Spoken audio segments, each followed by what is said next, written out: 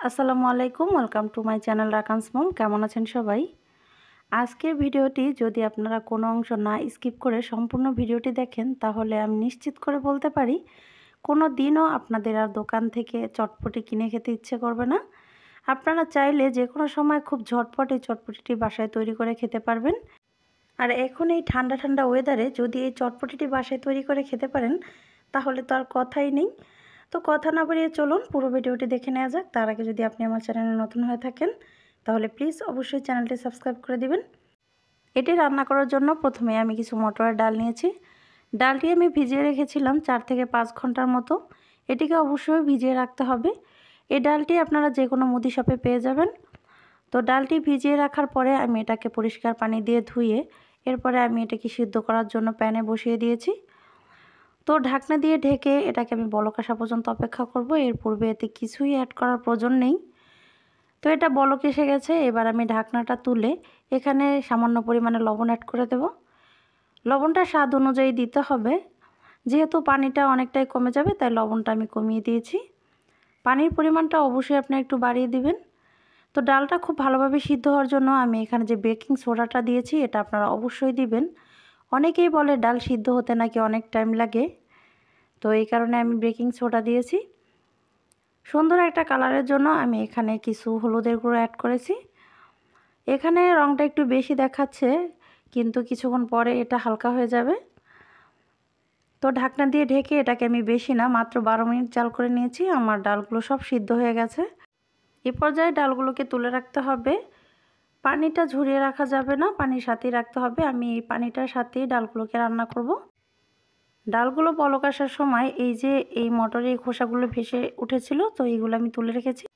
কিছুটা তেঁতুল নিয়েছি আমি টক পানি তৈরি করার জন্য। তো তেঁতুলের মধ্যে আমি পানি দিয়ে দিচ্ছি, সামান্য পরিমাণে টেস্টিং সল্ট দিয়ে দিচ্ছি। আপনারা চাইলে বিট লবণও দিতে পারেন। এরপর আমি সাধারণ লবণ দিয়ে আমি তেঁতুলগুলো থেকে বীজগুলো আলাদা করে রাখবো। এই টক পানিতে লবণ ও ঝালের পরিমাণ আপনারা নিজেদের স্বাদ অনুযায়ী দিবেন। তো আমি বীজগুলো তুলে রেখেছি। এই পর্যায়ে আমি এতে অ্যাড করে দেব শুকনো ভাজা মরিচের গুঁড়ো। আবারও বলে রাখছি, এই টক পানিটা তৈরি করার জন্য ঝাল, টক ও লবণের পরিমাণটা আপনারা নিজেদের স্বাদ অনুযায়ী দিবেন। এ পর্যায়ে আমি চুলায় একটি প্যান বসিয়ে দিয়েছি। এখন আমি ফুচকাগুলো ভেজে নেব।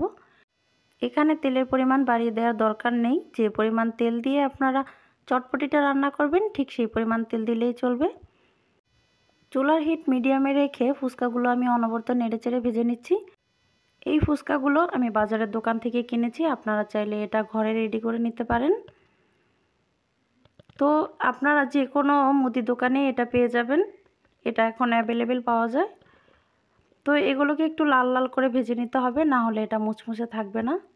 দেখুন ফুচকাগুলো ফুলে একদম বল বল হয়ে গেছে, দেখতে কতটা সুন্দর লাগছে। তো এ পর্যায়ে এই তেলের ভিতরেই আমি একটি পেঁয়াজ কুচি দিয়ে দিচ্ছি। বড় সাইজের একটি পেঁয়াজ নিয়েছি আমি। আপনারা চাইলে পেঁয়াজের পরিমাণটা বাড়িয়ে দিতে পারেন। তো পেঁয়াজগুলোকে আমি ব্রাউন কালার করে ভেজে নেব। তো পেঁয়াজগুলো অনেকটাই লালচে ভাব হয়ে গেছে। এ পর্যায়ে আমি এতে সামান্য পরিমাণ আদা রসুন বাটা দেব। আদা রসুনের কাঁচা গন্ধটা দূর করার জন্য আমি এটাকে একটু ভেজে নিয়েছিলাম। তো এবার আমি ডালগুলো দিয়ে দিচ্ছি। ডালগুলো দিয়ে এটাকে একটু নেড়ে চেড়ে এরপর আমি এতে দিয়ে দিচ্ছি শুকনো মরিচ ভাজা গুঁড়ো। আপনারা ঝালের পরিমাণটা নিজেদের স্বাদ অনুযায়ী দিবেন। বড় সাইজের একটি আলু সিদ্ধ করে আমি এটাকে গ্রেট করে নিয়েছিলাম গ্রেটারে। তো এরপরে দিয়ে দিচ্ছি, আপনারা চাইলে এটাকে হাতের সাহায্যে ম্যাশ করে নিতে পারেন। এরপরে আমি এতে দিয়ে দেব চটপটি মশলা। চটপটি মশলাটা আমি বাসায় তৈরি করেছি, তো বাসায় তৈরি করা মশলাটাই আমি দিয়ে দিয়েছি। চটপটিটা আমার প্রায় রান্নার শেষ পর্যায়ে। এখন আমি এতে অ্যাড করে দেব টক পানি। তো টক পানিটা আপনাদের স্বাদ অনুযায়ী দিবেন। আমি কিছুটা টক পানি দিয়েছি, কারণ সবাই তো একই পরিমাণে টক খাবে না, এই কারণে আমি কিছুটা টক তুলে রেখেছি। যে যার স্বাদ মতো দিবে। তো এটা হয়ে গেছে রান্না করা, এবার আমি এটাকে সার্ভ করে নেব। তো এতে আমি একটু লেবু দিয়ে দিচ্ছি। ফার্স্টে আমি লেবুর রস দিয়েছিলাম একটু, এরপরে আমি এতে কিছু কাঁচামরিচের কুচি দিয়ে দিচ্ছি। এরপরে আমি এতে কিছুটা শসা গ্রেট করে রেখেছিলাম, সেটাও দিয়ে দিচ্ছি। আপনারা চাইলে এখানে পেঁয়াজও দিতে পারেন, কিন্তু কাঁচা পেঁয়াজটা আমি বেশি পছন্দ করি না, এই কারণে আমি দিইনি। একটি ডিম আমি গ্রেট করে এভাবে দিয়ে দিচ্ছি গ্রেটারে।